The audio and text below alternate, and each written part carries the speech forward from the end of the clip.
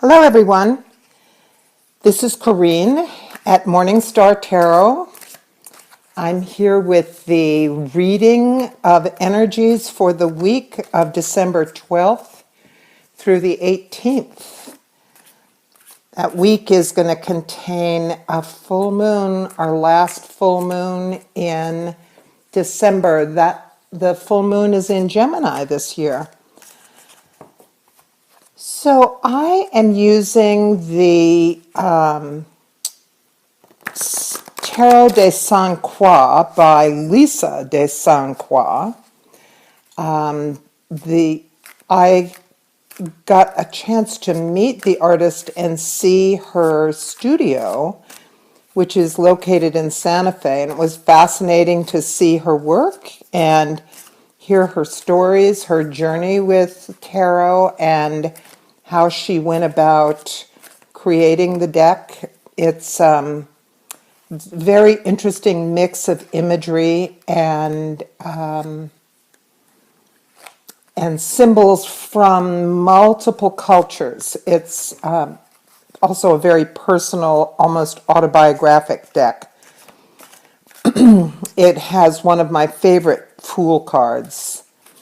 So I'm going to, I think, lay out a diamond pattern and see what that shows us about what's happening this week.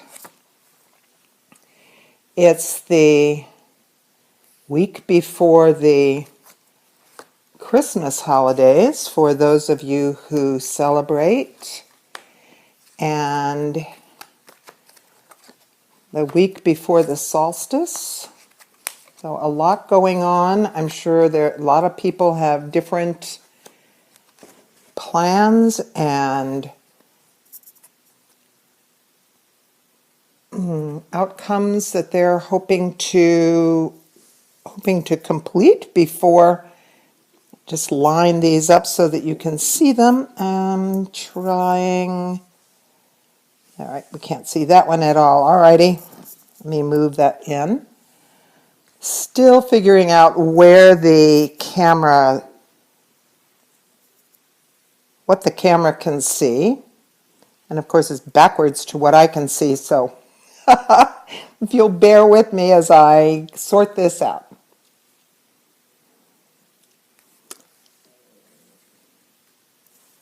All right. We're in pretty good shape here.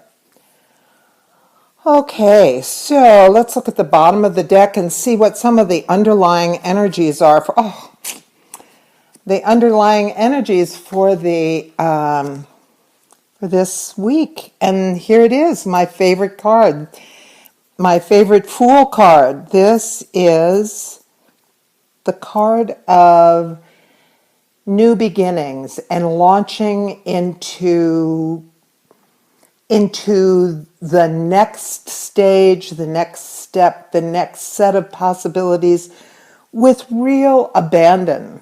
And you can see this is a clown from the Zuni nation, and he has a coyote head, and he is creating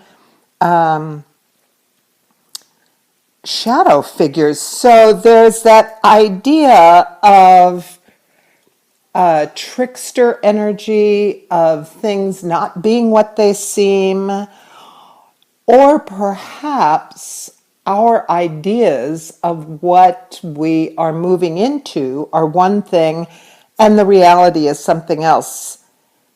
But this is a marvelous card, and it has the moon in the background. So there's there's definitely a vibe of stepping into the mysterious in this card.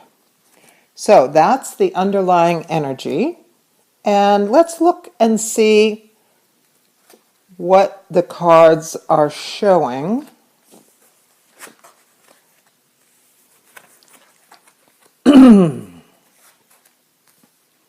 Oh, this is interesting.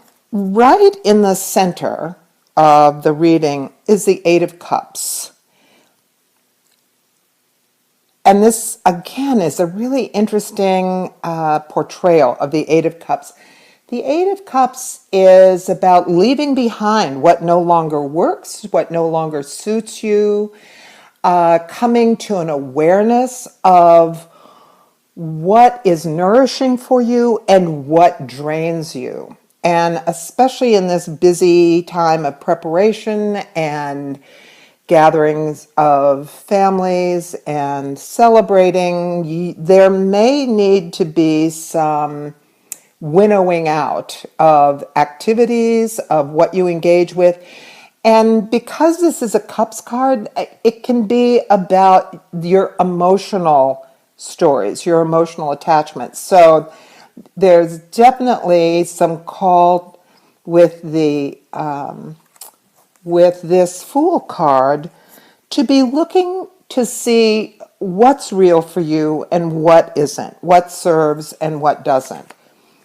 So let's look and see what the other cards are saying to us. Above the Eight of Cups, we have the High Priestess. And in this case, it's an image of Isis, but the High Priestess is all about following your inner wisdom and that you know the truth, that you have within your wholeness, you have everything that you need to move forward with this. So we have a call to sort out what's working for us and eliminating what's not, and the guidance of the High Priestess to see what that looks like. And we have the King of Swords. And the King of Swords, this is the image of Arthur receiving the sword to create leadership. And the King of Swords is about tremendous wisdom and utilizing wisdom and guidance and intellectual maturity, being able to cut through things, but providing a judgment and understanding. So you have the inner wisdom from the High Priestess, and that's supported by the wisdom from the King of Swords. Off to one side, we have the Strength card. This is not so much about overpowering things. It's about utilizing your inner resources to handle what's coming up, to be vulnerable to situations, to call on the depths of your own strength to bring balance and wholeness, and not get swept away by the outside influences and other things that are going on in your life. And below that, we have the Three of Wands, which is about having made plans and seeing them beginning to show up in fruition. So this is sometimes referred to as having the card of having your ships come in.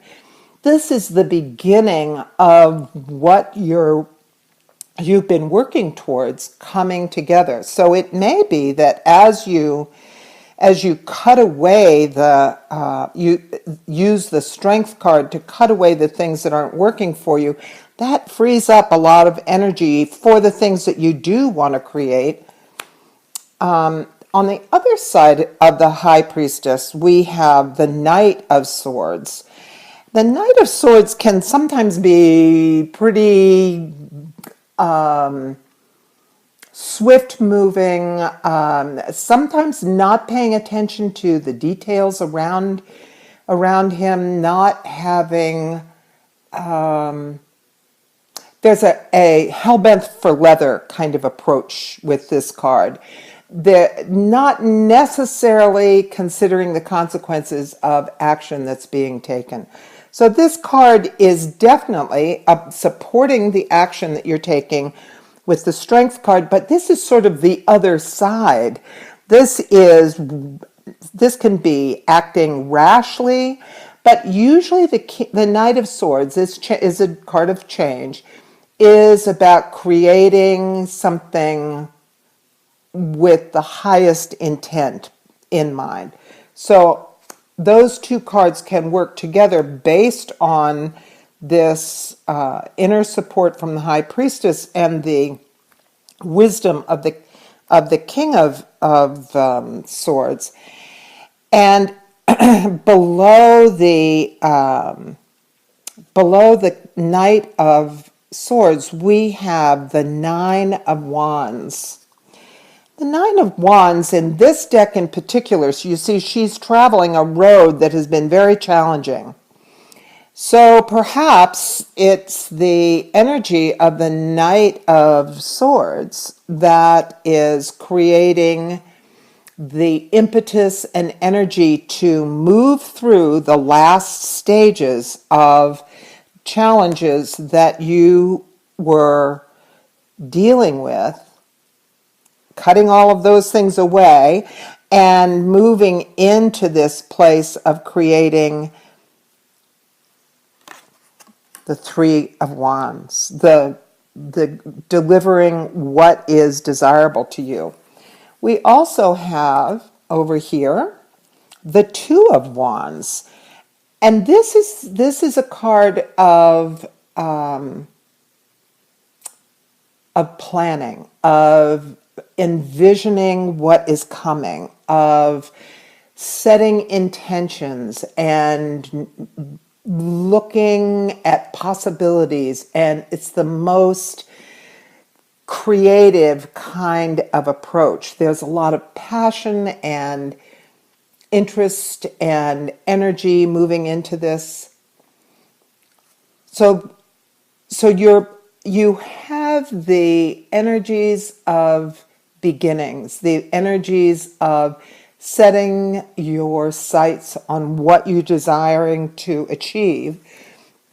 You have the movement and passion and action and change of the Knight of Swords working with you on this, moving you through the challenging aspects that come at the end of a project. This Nine of Wands often speaks of the last practical pieces that need to be pushed through, the gathering of energies and finishing off the job.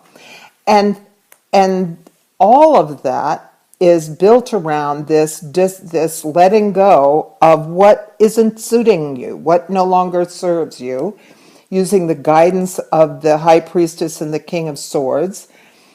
The inner strength harnesses all of this change and growth, and here you are with your ships coming in and the plans happening.